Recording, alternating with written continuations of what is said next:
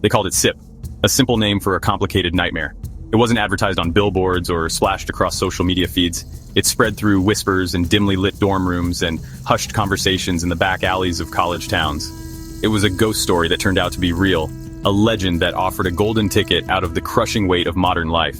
The prize was freedom. Freedom from student loans that chained you down before you even had a chance to run. Freedom from the dead-end jobs that stole your soul one shift at a time.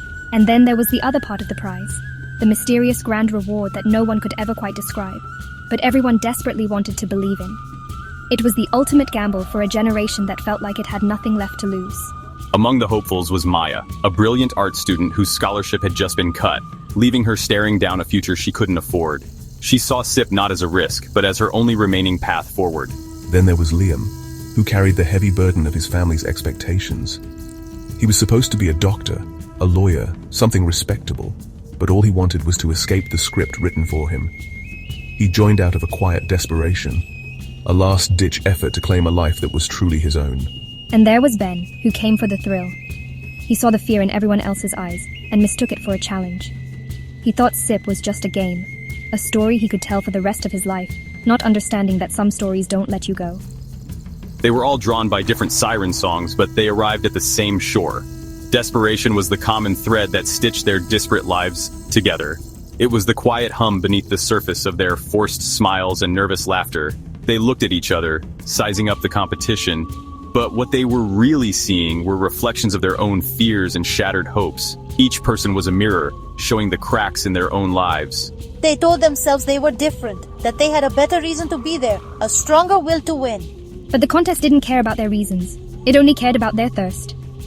The organizers, figures who remained in the shadows, understood this desperation perfectly. They had built this contest on the foundation of broken dreams. They knew that when you offer a sliver of light to someone trapped in total darkness, they will crawl through hell to reach it. The promise of freedom was a masterfully vague and intoxicating lure.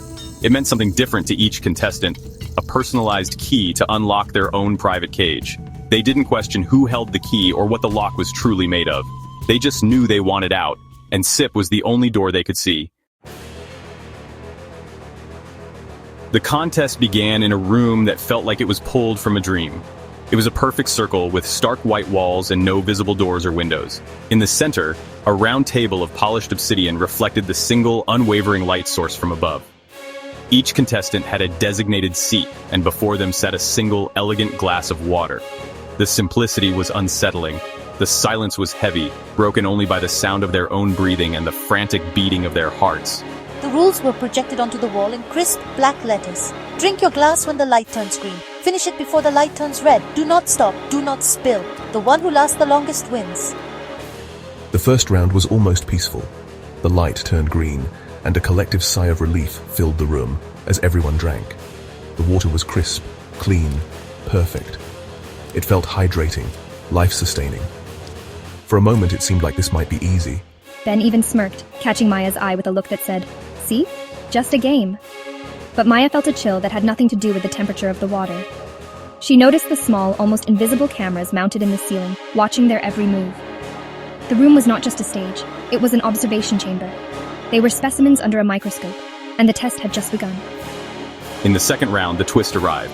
The water was no longer just water. It was ice cold, so frigid it made their teeth ache and their throats constrict. Drinking it quickly became an act of painful endurance. A few contestants hesitated, their hands trembling as they brought the freezing glasses to their lips. The red light flashed, and two of them were gone. Not escorted out, just gone. The chairs they sat in retracted into the floor with a soft hydraulic hiss, leaving empty spaces at the table. No one spoke. The message was clear. Failure meant erasure. The psychological toll was immediate and immense. The water was no longer a source of life. It was a weapon. The third round made the second feel like a mercy. This time, the water was uncomfortably warm, thick and salty, like drinking tears. It was a struggle to swallow, a battle against the body's most basic instincts. The gag reflex was a constant threat. Liam, sitting across from Maya, squeezed his eyes shut with each gulp, his face a mask of revulsion. The shared experience should have bonded them, but instead, it created fractures. They started watching each other, not with camaraderie, but with a cold, calculating curiosity. Who would be the next to break? Who would be the next empty chair? The silence in the room was no longer just quiet, it was hungry. As the rounds progressed, the water became a vessel for psychological warfare. It was no longer about physical endurance alone. In one round, the water was laced with something that induced vivid waking nightmares. Contestants would suddenly scream, clawing at unseen things in the air, their eyes wide with a terror only they could perceive. Maya saw her art supplies melting into pools of black sludge. Liam saw his father's disappointed face shimmering at the bottom of his glass, his voice echoing with every sip. Ben, the thrill-seeker, was reduced to a whimpering child, staring at his own shaking hands as if they were alien things.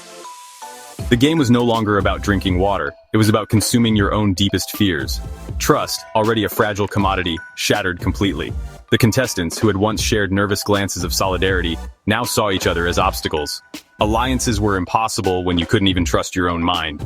During a particularly cruel round where the water caused temporary paranoia, accusations flew across the table. "She's not really drinking," one contestant shrieked, pointing a trembling finger. "He's trying to poison me," another yelled, shoving his glass away before his chair silently retracted into the floor. The organizers were not just making them drink, they were forcing them to turn on one another, stripping away their humanity one sip at a time. The real contest was happening in their heads. Supernatural elements began to seep into the sterile environment, blurring the lines between reality and hallucination. The reflections in the obsidian tables started to move on their own, mimicking the contestants with grotesque, mocking expressions. Whispers seemed to emanate from the glasses themselves, speaking their names, coaxing them to give up. Maya saw her reflection smile at her, a slow, predatory grin that didn't belong to her. It held up its glass in a toast, and for a terrifying moment, she felt an external force trying to guide her own hand, to make her drink faster, more recklessly. The room was alive and it was playing with them. Survival became a solitary, primal instinct. The goal was no longer to win the prize, but simply to outlast the person next to you. Friendships, or the potential for them, were drowned in the endless rounds of tainted water. Maya looked at Liam, his face pale and gaunt, and felt a pang of pity. But the feeling was immediately smothered by a cold wave of self-preservation. His failure was her survival. His empty chair was one step closer to her own escape. This realization was the most horrifying part of it all. The contest wasn't just killing them, it was transforming them into monsters who would watch each other die and call it progress. It came down to two, Maya and Liam. The room felt cavernous with all the empty chairs.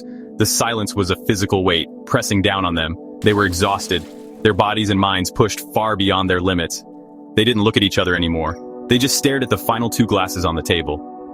The water inside this time was perfectly clear, looking as pure and innocent as it had in the very first round. There were no more tricks, no more mind games. The final rule appeared on the wall.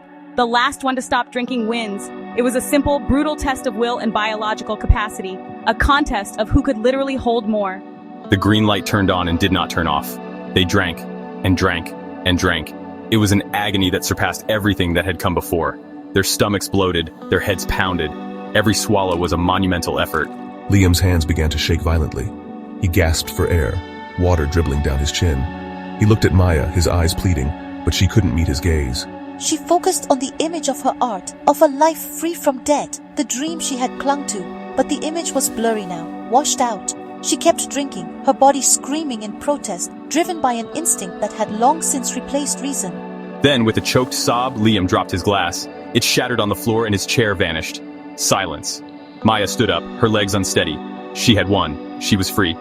The wall in front of her slid open, revealing not a cheering crowd or a pile of money, but another room, identical to the one she had just left. In the center of this new room was a single chair and a table. On the table was a golden plaque that read, "Congratulations, winner, you are now free." A glass of water descended from the ceiling, filled with the same clear, pure liquid.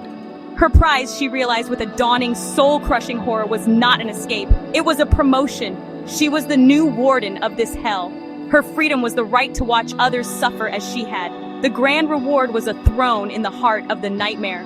The whispers started again, but this time they were in her own head, forming the words she would use to lure the next wave of desperate souls. The door slid shut behind her, sealing her in her new, eternal role.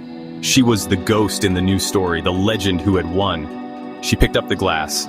She was so incredibly thirsty. The contest had not ended. For her, it had just begun. And she would oversee it forever, a prisoner of the very freedom she had killed for.